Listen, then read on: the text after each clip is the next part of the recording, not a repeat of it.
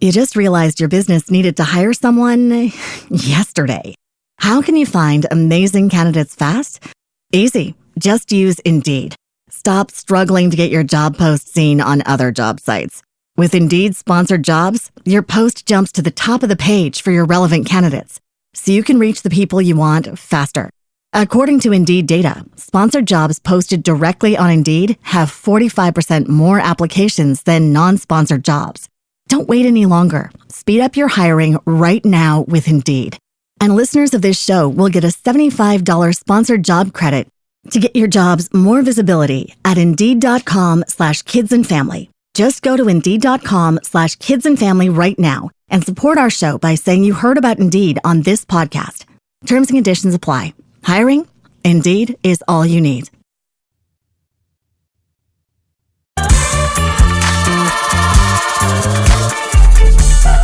Welcome to the CJ Moneyway Show podcast, the podcast show where we unlock potential one dream at a time. Today, we have another guest whose journey is truly worth hearing. Sit back, relax, and enjoy the Moneyway experience. What's up, my good people? Welcome to the CJ Moneyway Show in association with Believe Network, the podcast that dives into stories, strategies, and insight from leaders making a global impact. I'm your host, CJ Moneyway, and today we have an incredible guest whose expertise spans international stages, media, and business mentorship. Our guest today has mentored world-renowned CEOs, authors, speakers, and coaches. He's spoken in 63 countries, produced over 2,000 live events, and mastered the art of crafting impactful messages. Not to mention, he guarantees his clients interviews on network TV. We're excited to learn from his deep experience in media, branding, and professional speaking. Welcome to the CJ Moneyway Show, Mitch, man. How you doing today, man? Great to have you here as the host and me as the guest, because I'm in your seat sometimes. It's nice to be interviewed. So happy to be here. Thanks for having me. Yeah, man. Thank you for taking the time out today, man, to join us today. Before we started, we already had a great basketball, Magic Johnson, Kareem Abdul-Jabbar, NBA conversation, man. So glad breaking bread with you, man. So, Mitch, man, let's get right into this, man. Let's start by giving our listeners some insight into your journey. You worked with some of the biggest names in the world, from business moguls to royalty. What inspired you to become a mentor and professional speaker at such a global level? People told me I couldn't, and I'll go back to a message that my father told me, and it was a negative inspiration. I had a loving mother, but my father was anything but that. I really didn't meet him until I was a high school graduate. He came to my high school graduation. The only reason I knew who he was is because I realized what I was going to look like when I got older. I had a snapshot of because I saw earlier pictures of him my mother had given me, and I resembled him in a lot of ways. We were the same height. And then he came, and he was, he would have been about 49 years old when he came to my high school graduation. And I saw him, and he couldn't look me in the eye, CJ. And he showed up, and then after that, he called me and said, let's have a coffee. He was so cheap, he didn't even invite me to lunch. He invited me for a coffee. I didn't even drink coffee at the time. I do now. But back then he was, so I met him for a coffee. He said, oh, don't even get a large, get a medium. He was just so cheap. And I said, okay, sat down and talked, just talked to him. I didn't say much because I didn't know what to say. And I'm starting off with the real story of my life, if that's okay. This is and I was an introverted only child and was a bookworm. So I didn't talk much. Today, you can't shut me up. But back then, I didn't talk much. And we communicated, and he said, well, I'm going to give you some career advice. And I'm looking at him thinking, how are you going to give me advice when you haven't amounted to much and you're worried about a large coffee that I ordered just out of being nervous? I didn't know what to do. It was kind of strange. And I'm saying this myself. I didn't say it to him. And he came out and he said, well, you don't have much of a personality. And at the time, I was working at the Ralph's grocery store, which was a chain in California, big in LA, where I lived. And I worked as a frozen foods clerk. And he said to me, you might want to stay in the freezer because I don't think you'd be good with people. You wouldn't be good in sales. You wouldn't be good communicating, and you don't talk much. So stay in the freezer and just stock those and get a career doing that, stocking ice cream and frozen foods, vegetables and all this that you throw up in the freezer so people can buy it, and then you can go back and collect it in the freezer. That's a good job for you. I can see that for you. I thought, wow, what a motivator. And this is my father, biological father. And I listened to that and I thought, wow, he doesn't think much of me, or maybe that is me and I'm just not admitting it. Mm-hmm. I wasn't real clear or confident at that young age. So at that time, I was after high school, and I think we met when I was about 19. So I was about 19 years old when he told me this. And I had started junior college part-time, was working full-time. I had to support myself. I had to do what I had to do to live. And he said that to me. And I just compartmentalized that and realized, okay, what would it be like if I were more than a frozen foods clerk? Let's fast forward to when I was on stage between the years of 2002 and 2004. I made more money in 1 year than 3 of his lifetimes. Because he disclosed how much money he made to me at a later date during one time, and he died shortly thereafter. So I didn't have much experience with him, but he worked at a swap meet, selling things for other people at a swap meet in Los Angeles. He used to travel around and put up a table and sell records and CD or cassettes back then. It wasn't even CDs. It was 8-track cassettes. And no judgment. That's what he did to survive. That's fine. But he never made much money. Now, how did I make so much money? Speaking. Speaking at conferences, using my mouth. Now, I didn't do this overnight. It took me 20 years to get to be very, very good at what I do. A lot of mistakes. I failed a lot, CJ, to success. I failed my way to success. But I accepted the failure as learning points and not a reason to quit. And if you quit after missing the first shot at the basket, you'll never know what's possible. But I kept throwing the ball at the basket in business and missed. I had air ball after air ball after air ball. bricks, big bricks, air balls, bricks, whatever you want to call it. And it took a lot of perseverance. I would encapsulate the reason I have arrived to where I am today, my relative success. There are people that make more money, people have had more, but for Mitch, from where I came from being a frozen foods clerk, thinking or being advised by my father that this was what I was supposed to do in life, because I had no personality, I would say that was a negative motivation. The negative motivator of you can't do anything more to what I'm doing now served me rather well. And so then one thing opened up after another. I realized I did have a personality. Some people liked me, not everybody. I didn't win the personality contest in high school. I certainly knew how to network, though. One thing I learned well is know how to network. I think you have the same skill. You're quite conversant. You engage quickly. We just started chatting like old buddies immediately before we started to record. And that's an acquired skill from being social and not working in a freezer. I don't think you worked in the freezer too long. And if you did, it was a brief interval, if you ever did it. Yeah. Hey hustlers, I'm CJ Moneyway. And if you're building a team to grow your business, let me introduce you to ZipRecruiter. Their AI-powered platform finds the right talent fast, posting your job to over 100 job sites with just one click. I've seen how their smart matching delivers quality candidates in 24 hours. Perfect for job seekers like you, scaling brick by brick. Try it free at ZipRecruiter.com/click. Use code CJMoney for an exclusive deal. That's ZipRecruiter.com/click. Hire your hustle today. Now back to the show. when you said that, it made me think about my time at Walmart. Okay. I worked in the produce department. And, when you said that your father told you that this is where you should be, I'm sitting there thinking too, even when I was doing it back then, like, hey, this is not my destiny. It may be where I'm at now to be the vehicle to get me somewhere else.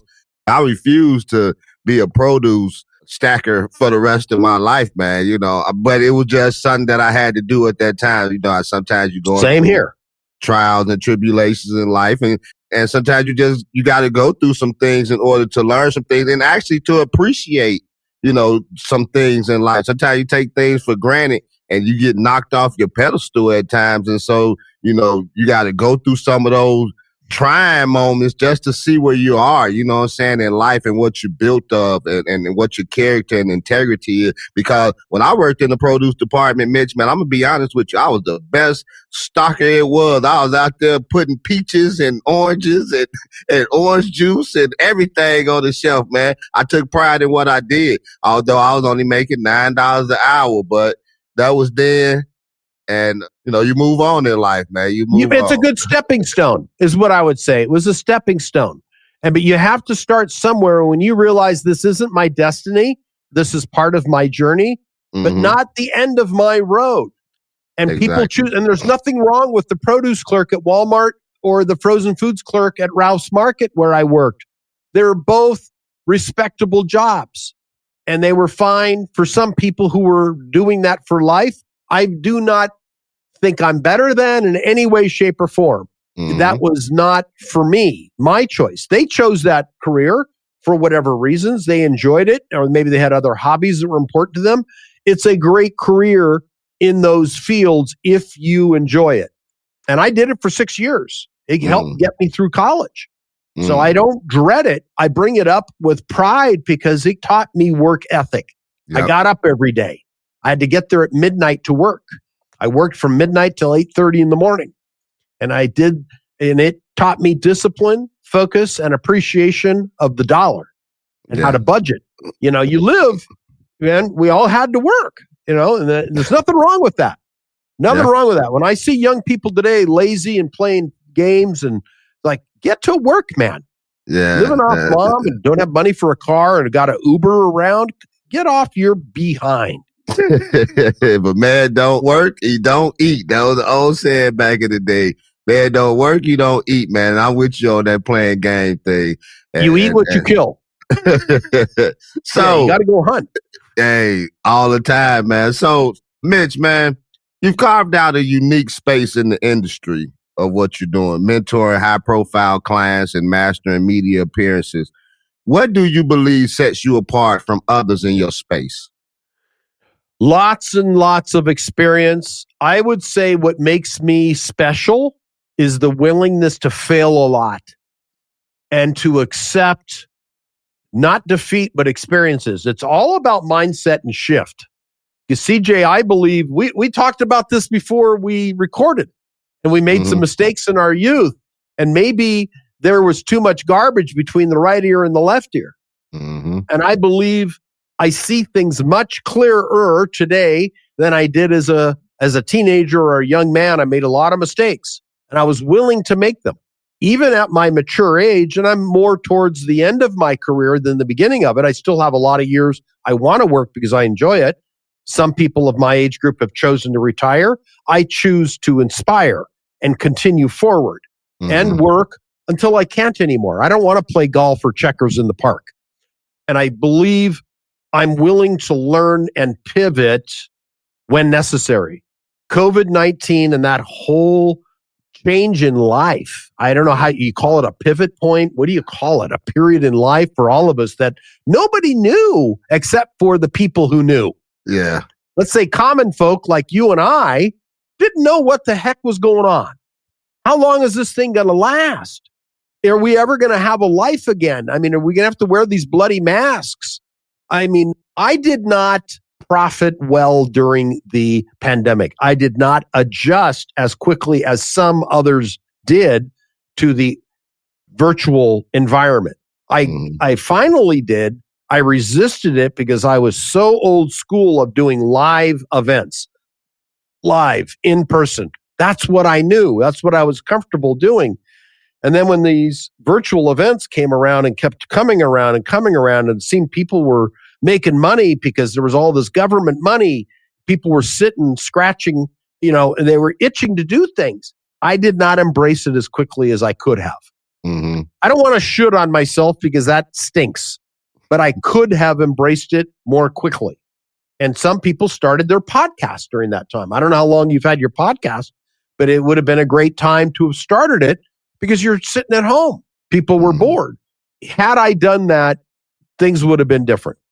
But what makes me different is the willingness to admit it and to move forward and not retract and hide and take responsibility for my income, or take responsibility for my happiness and success, and to learn from my, I don't even like to use the word failures. Let's just call it unprofitable events.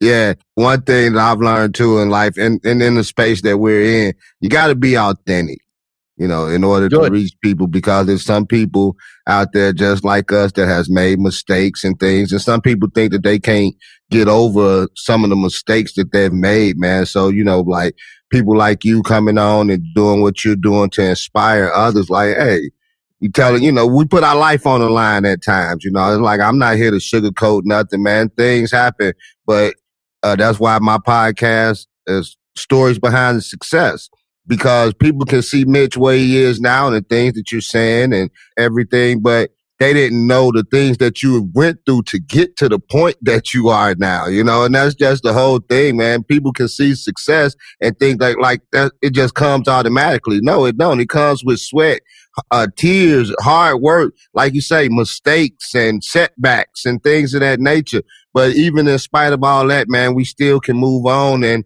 find our purpose in life, and whatever God's will is for our life, let it be, man, and quit fighting it. I think that, like you say, one ear and the other ear, we had some things in between because we fighting where he trying to lead us, because we trying to lead ourselves to go to the direction that we want to go in and do the things that we want to do. So I'm glad you chose to do what you're doing and in the space that you're in now. Let me ask you, Mitch.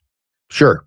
Personal branding is critical for success, especially for someone in your space, speakers and business leaders. What are the key strategies you recommend for building and maintaining a strong personal brand? Okay, a couple things I'll say, and this is current, because this question could evolve and change in 10 years from now, and I would have a different answer if you asked me 20 years ago, even 10 years ago. So I will say in 2025, CJ, here's my answer.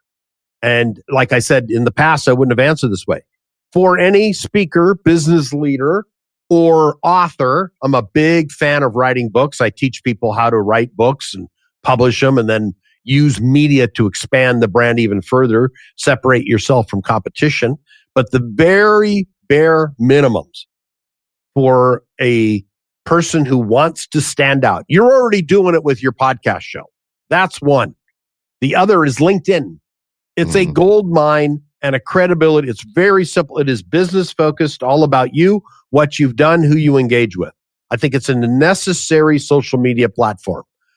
I have not embraced TikTok. I am a white man who does not know how to dance, so I'm not going to shake my booty on TikTok.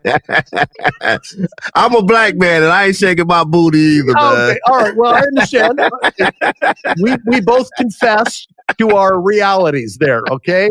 That's good. Honesty and transparency, CJ. Well, I guarantee you can dance better to me, not because of your ethnicity, just because I'm honest. All right? So anyway, TikTok is not a serious business place for my audience. I might be incorrect about that. I don't know enough about it to comment. I do, however, know that LinkedIn is incredibly important for credibility and a fully developed profile. Second, if you are a speaker or somebody who wants publicity, wants to get on television, wants to get on podcast shows like this, to be on your show with a great host, to be on other podcasts, you need a one sheet. You need to have a snapshot of who you are, what you've done, because CJ, your time is valuable. It's valuable because then you've got editing, you've got time, opportunity costs are there. You could have taken the opportunity to have somebody else on your show versus Mitch, but you had to look at me and gather a snapshot of who I am before you accepted my outreach to try to get onto your show. I reached out to you. Thank you for accepting me. But the only reason you didn't know me, this wasn't a favor. It was a mutual exchange of benefit and value. You offered the valuable platform to be on your show. Again, thank you. I'm always humble and grateful to be interviewed by a professional like yourself. And in exchange, I'm here to give you my authentic best, Mitch. I'm using a professional microphone. I'm ready for this. I have my insulated room. I'm lit up properly. I'm here to give my best, Mitch, to your audience and to represent you properly. It's all part and parcel to a personal brand congruency. So I have all this. Now, when you looked at my one sheet, which consists of what I'm going to talk about, topics, it has testimonials on it. It has a professional photo of me dressed properly. I'm more relaxed now. We're doing an interview. And it's got all my social media links organized. It's on one sheet, hence the name One Sheet. But it gives you a snapshot of, oh, this guy's there. It also has all the media, legitimate network television shows I've been interviewed on. You can click on and look at any of those and you'll find the proof to support it. Now, I work in media. I better have media or I'm in trouble. You had to look at that. So if you want to be taken seriously, and I've authored multiple books. I've authored multiple books. And I have my own podcast show, and I have a TV show on NBC here in Las Vegas. So all of these things I use as my feathers because we're all peacocking in business. Think of the big male peacock has got his plumage of feathers. The female, she's ugly. She isn't pretty. It's the man that's got the plumage in that species. And in order to shake his feathers to get the attention of the female, he's got to show all of his different colors and beauty in that big plumage. Well, what makes us any different in life? What makes us there? You created a podcast to add a feather, beautiful feathers behind you. You might have a LinkedIn page. You might have a YouTube channel. If you are a visual person and you are attracting people that want to look at video and footage, isn't it common sense to have a YouTube channel showcasing what you do? Podcasts now are getting a lot of traction from YouTube by uploading the podcast to YouTube. And you can do this on LinkedIn. You know, I don't know if it's called Twitter or X. I think it's X today. Elon, he can't make up his mind. Yeah, but he's, to use that platform to embrace social media where your audience exists. Where do they live and spend their time? I, in the beginning, going back to TikTok for a minute, used to watch TikToks because I like the opposite sex. I'm going to say females so I can get in trouble by the people that are woke. I don't care about women, but I've seen some beautiful women shake and it caught my attention. I'm a man. I'm a straight male. And I saw that and I looked. I'm guilty. Guilty as charged. I saw some women shaking their booty. Stoned me to death because I looked. Now, after seeing these 10, 20 times, you get numb to it. After a while, it's like, okay, it's another girl, young girl that's far too young. She's never going to talk to me. What am I doing? And I just flip past it. It doesn't grab my attention anymore. That was good in the beginning, but there's no longevity in that for my demographic. Now, if some guy wants to watch it, so be it. But somebody who's more of a serious business person like me, I can be cracked. Absolutely, I can look. But there's no longevity or credibility with it. And I say that because I also see people make some mistakes on Facebook, which is another big platform. Let's say of your generation through mine.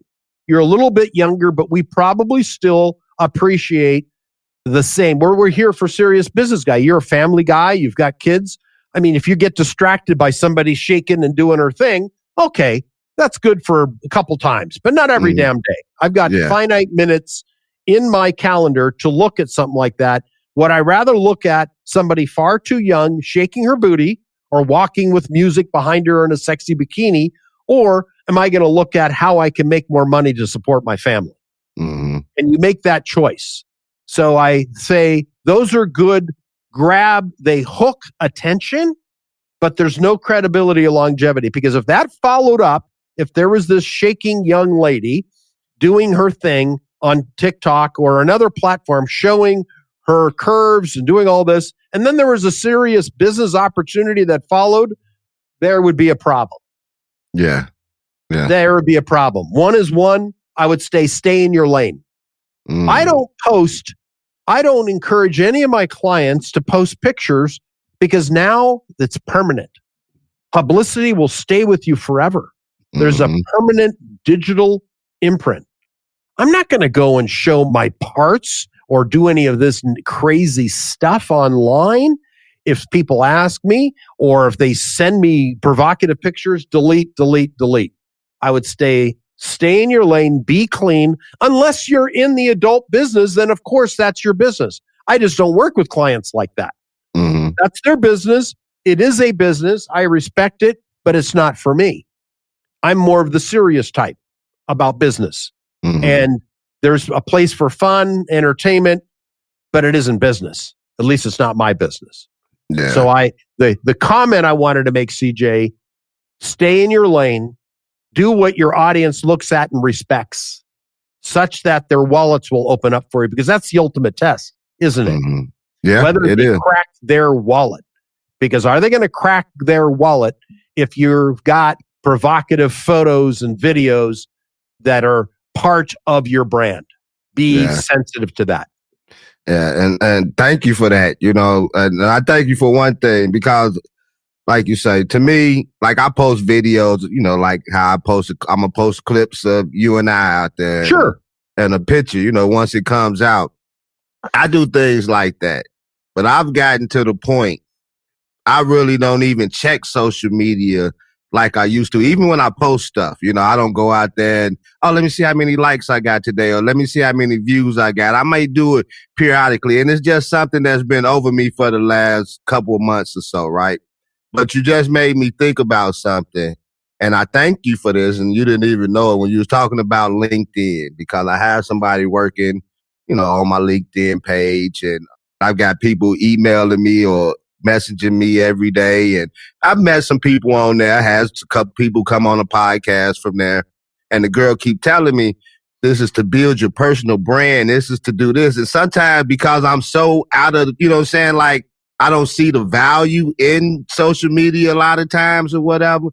And so I'm like, you know, whatever. So I've been doing it, but I was thinking about this month, like, you know, I think we're going to hold off a minute. But I thank you for what you just said about LinkedIn, on how that is the social media platform to actually get yourself to where you know what I'm saying, where you're trying to be, because it's more professional and things of that nature. So thanks, man. So I'm going to stick with it just because Mitch said so.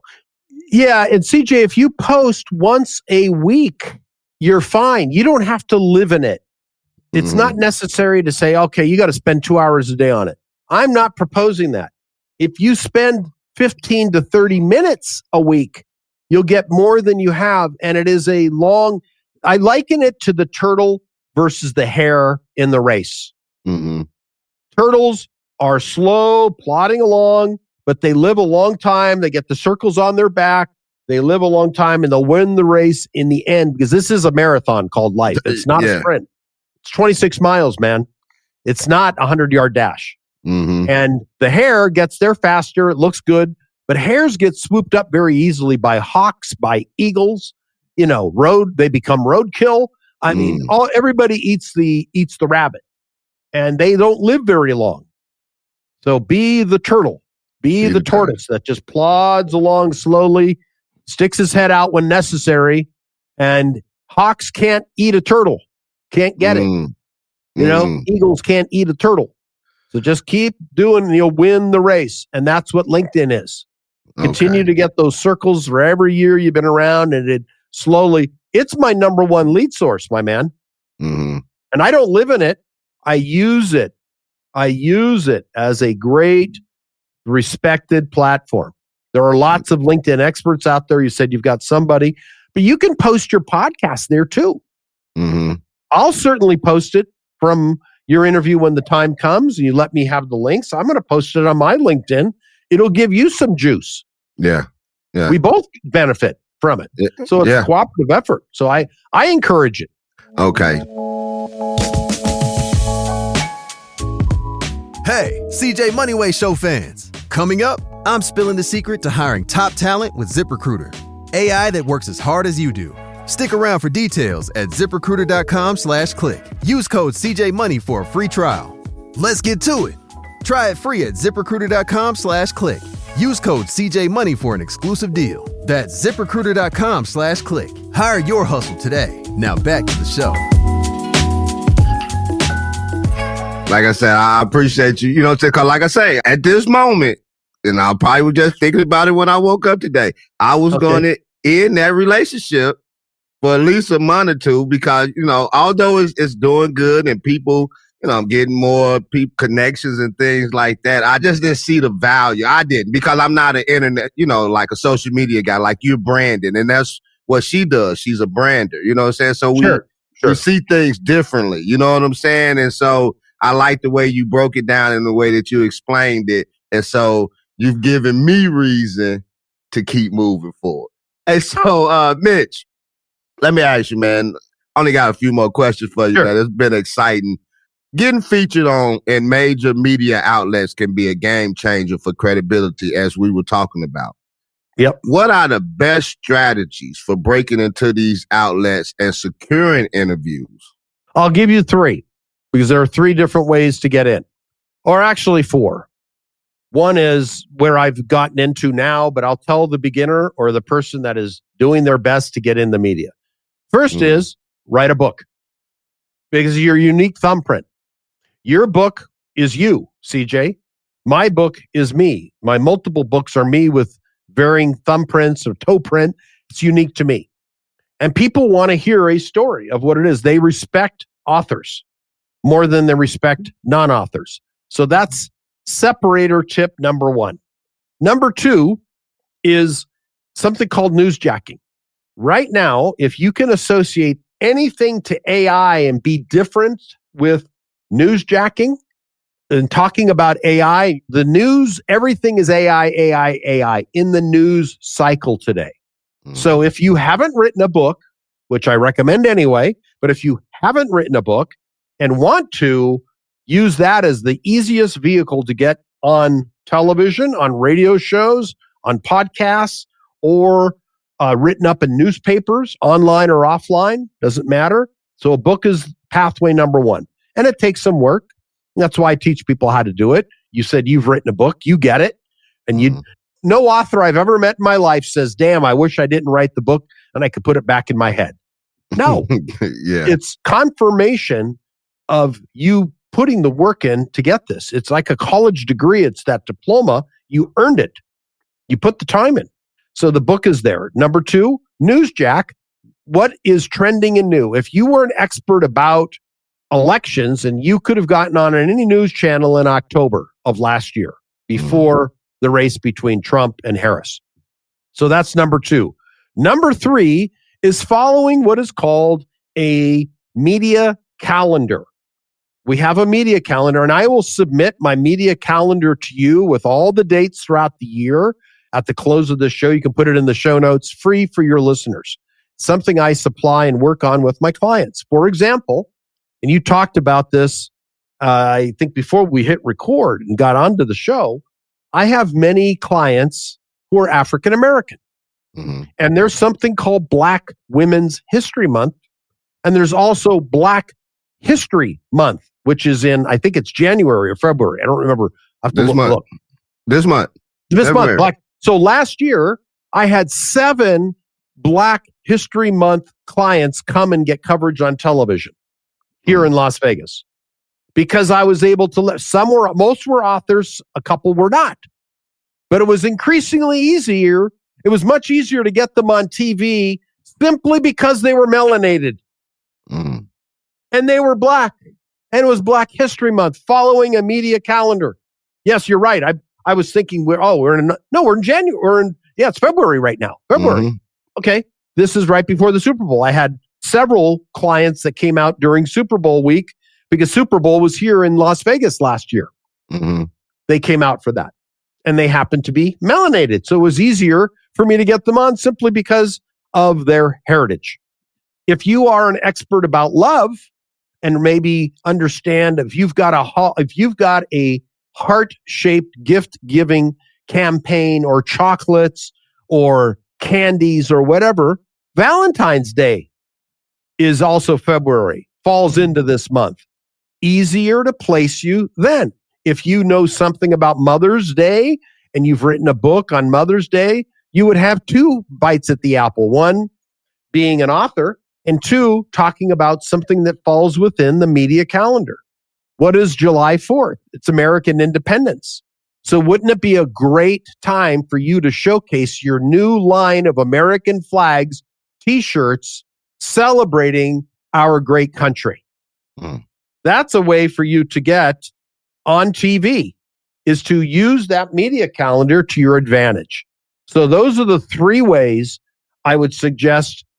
An easier way, using that as your angle and hook to get the attention of the media booking, who then carries your one sheet. Remember we talked about that? Your one sheet, your idea, your hook, your interview topic to the producer, for the producer to say yes or no. But if you come in with nothing, guess what you'll get? Nothing. Nothing from nothing leaves nothing. Nothing from nothing. Put the effort in order to get the reward. I like that, man. You dropping nuggets.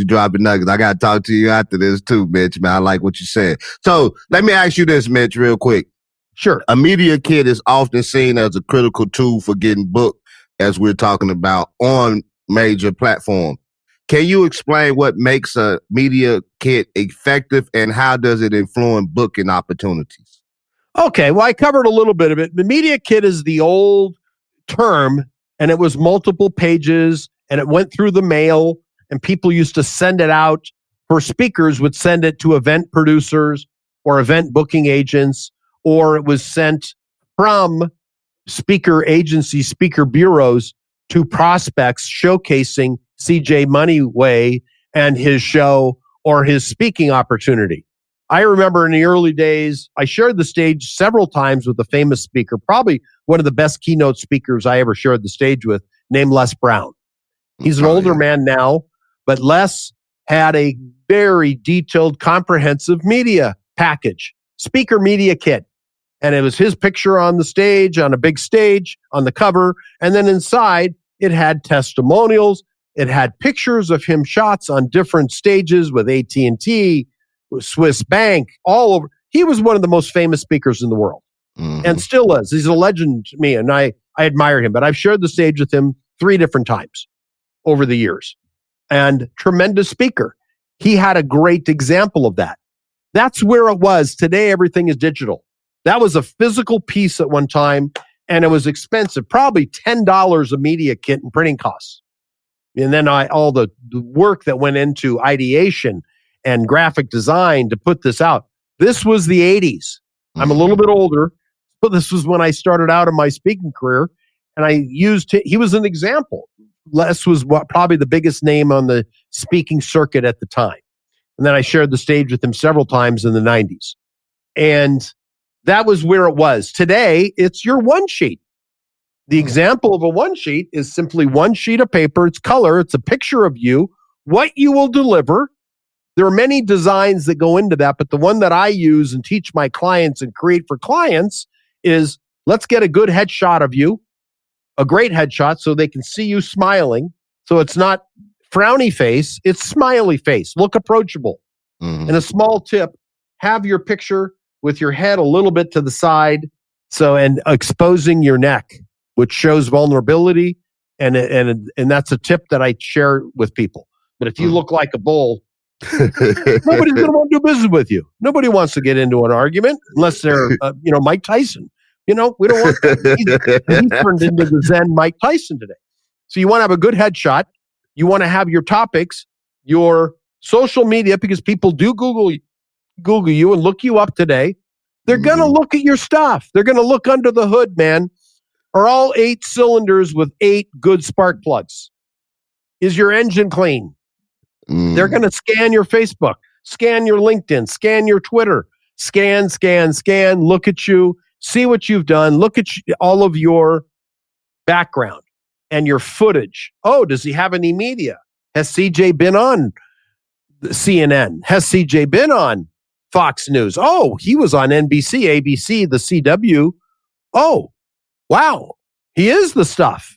He's got the proof. Oh, and here are his 3 topics listed on the one sheet, which was formerly in the media package.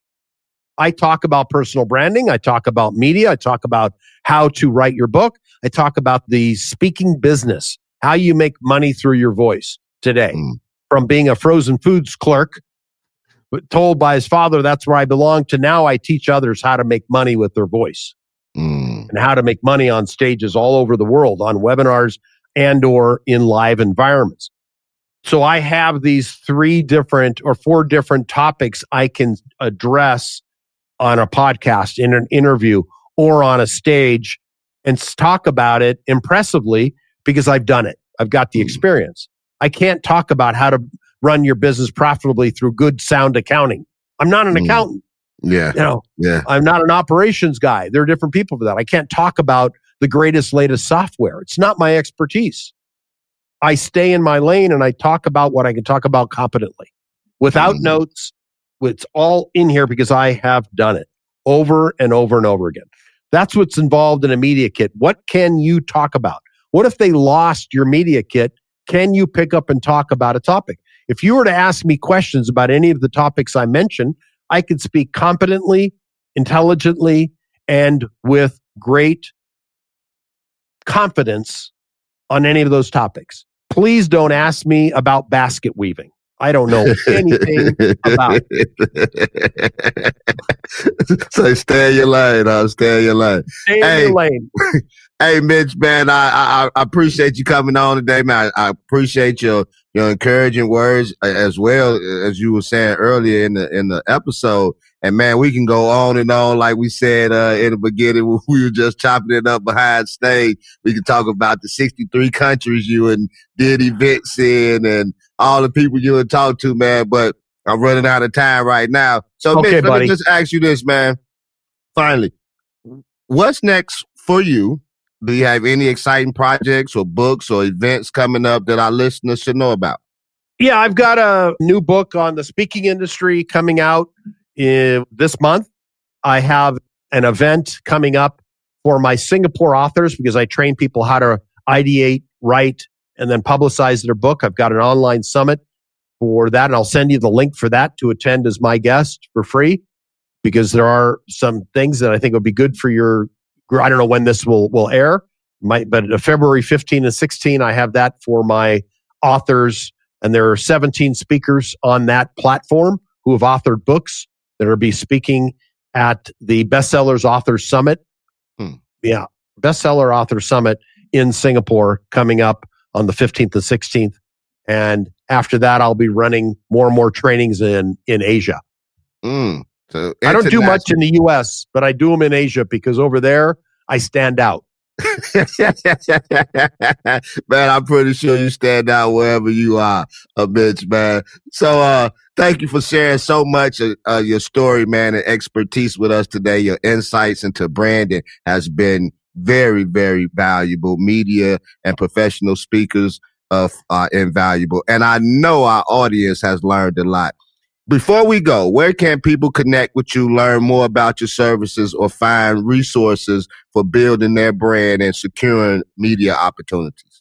Well, they can go to mitchcarson.com, which is my website, if they want to reach out, or if they would like to chat about how to get on media in Las Vegas, it's www.getinterviewedguaranteed.com/meet with Mitch. Get in www. Got to put the W in there, or that won't get you there. www.getinterviewedguaranteed.com/meet with Mitch. I would imagine you can put that in the show notes so people can access it. But that's where they can meet with me, and we can chat about if media works for you. If you're a business owner, want to showcase it, or you're an author that wants to grow your exposure with your book, I'm happy to help. That's what I do Monday through Friday. Hey, Mitch, you might have me as a client, man. We're going to talk about that later. Hey, Okay. So again, man, thanks for joining us on the CJ Moneyway Show. And to our listeners, thank you for tuning in. If you enjoyed this episode, please leave us a review, subscribe, and share it with someone who might benefit from today's conversation. Until next time, stay motivated, stay visible, and keep building. You just realized your business needed to hire someone yesterday. How can you find amazing candidates fast? Easy. Just use Indeed. Stop struggling to get your job post seen on other job sites. With Indeed sponsored jobs, your post jumps to the top of the page for your relevant candidates, so you can reach the people you want faster. According to Indeed data, sponsored jobs posted directly on Indeed have 45% more applications than non-sponsored jobs. Don't wait any longer. Speed up your hiring right now with Indeed. And listeners of this show will get a $75 sponsored job credit to get your jobs more visibility at Indeed.com/kidsandfamily. Just go to Indeed.com/kidsandfamily right now and support our show by saying you heard about Indeed on this podcast. Terms and conditions apply. Hiring? Indeed is all you need. Your legacy. This is your boy CJ Moneyway signing off. We out of here. Peace. Ditch the other hiring sites and let ZipRecruiter find what you're looking for. The needle in the haystack. 4 out of 5 employers who post on ZipRecruiter get a quality candidate within the first day. Try it for free at this exclusive web address, ZipRecruiter.com/work. Again, that's ZipRecruiter.com/work. ZipRecruiter, the smartest way to hire. Thank you for listening to the CJ Moneyway Show. Don't forget to share this episode with your friends, leave a comment, and drop a review. Be sure to tune in every Tuesday and Friday for more inspiring journeys. Who knows? Your story might be next.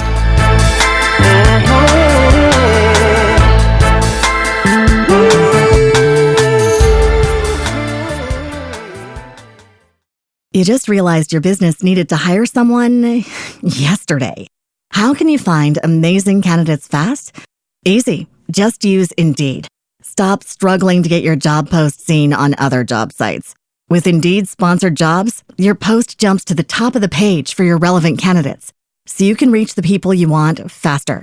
According to Indeed data, sponsored jobs posted directly on Indeed have 45% more applications than non-sponsored jobs. Don't wait any longer. Speed up your hiring right now with Indeed. And listeners of this show will get a $75 sponsored job credit to get your jobs more visibility at Indeed.com/kidsandfamily. Just go to Indeed.com/kidsandfamily right now and support our show by saying you heard about Indeed on this podcast. Terms and conditions apply. Hiring? Indeed is all you need.